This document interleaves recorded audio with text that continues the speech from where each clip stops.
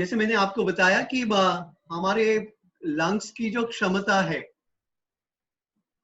उसका उपयोग हम नहीं कर रहे हैं, राइट। जो नहीं है हमारे पास उसके पीछे हम भाग रहे हैं।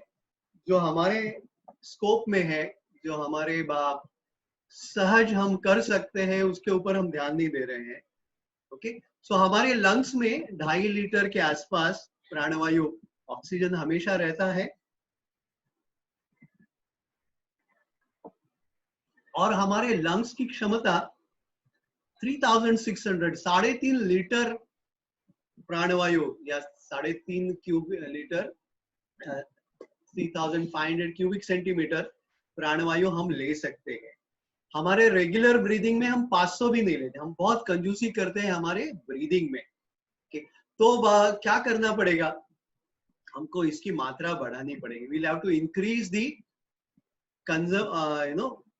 Volume intake of oxygen, right. क्योंकि हमने देखा ब्रेन को 25% ऑक्सीजन की आवश्यकता होती है, और ब्रेन अच्छा चले तो brain is like the head office, brain is like the high command, brain is like the your control center, right। GOC बोले ऑफिसर कंट्रोलिंग सेंटर है वो। तो कंट्रोलिंग सेंटर डेटा सेंटर है, प्रोसेसिंग सेंटर है, तो वो अच्छा चले तो हमारा सारी एक्टिविटी अच्छी चलेगी। तो उसको क्या चाहिए, उसको चाहिए ऑक्सीजन। ओके, और वो यदि हमने ठीक प्रकार से दिया, so that will happen properly. दूसरी बात, यदि हम 3.5 लीटर की जो क्षमता है, या लंग्स की, हमारे जैसे गैस है, पेट्रोल है या डीजल है, हमारे कार में, बाइक में हम डालते हैं या फिल्टर में पानी भरना है तो कितना भरते हैं हम लोग, अपने 1/5 भरते हैं क्या, पूरा ही भर लेते हैं ना जब फिल्टर में पानी भरना है तो। ठीक है, या अपने बॉटल में भरना है, राइट। तो हम थोड़ी कम करते हैं, बट यहाँ क्यों कंजूसी करते हैं, पता नहीं, किसी को पता नहीं क्यों। सो आप देखेंगे, if you see oxygen in the lungs, आप यदि 3.5 लीटर की उसकी कैपेसिटी और आप 500 ले रहे हैं वॉल्यूम, तो क्या होगा, वो जो नंबर 1 नंबर 2 जो है वहीं पे ऑक्सीजन रहेगा। वो जो 3 4 5 6 10 वाले को तो कभी ऑक्सीजन मिलेगा ही नहीं, है ना। समझ में आए ना। से आप थोड़ा देखिए कि हमारा 3 बेडरूम का घर है, 2 बेडरूम ने बंद करके रख दिए, क्या होगा वहां पे,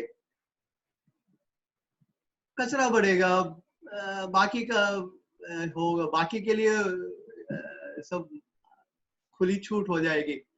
so what is very important कि सारी फुल लंग ब्रीदिंग हम करें, नंबर 1। और दूसरा, हम इसको ठीक प्रकार से श्वसन हमारा जो है, we make our breathing proper.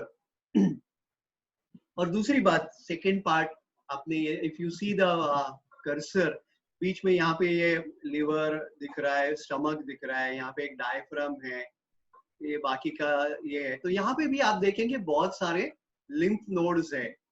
So pelvic region में, ग्राइन रीजन में, एब्डोमिनल रीजन में, ओके, बहुत सारे मूवमेंट्स की आवश्यकता है, तभी ये पॉसिबल है।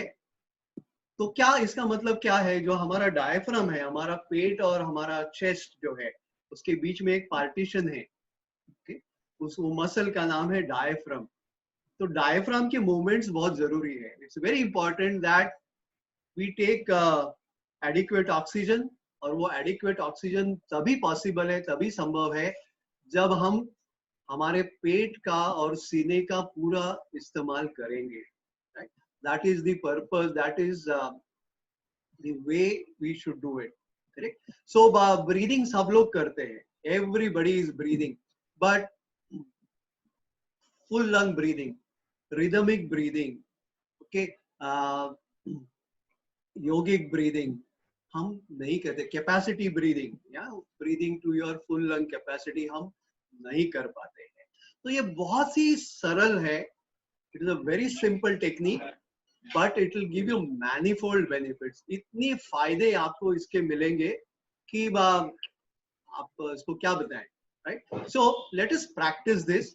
और I will now request all of you to lie down. मैं एक बार आपको, I will share you the practice.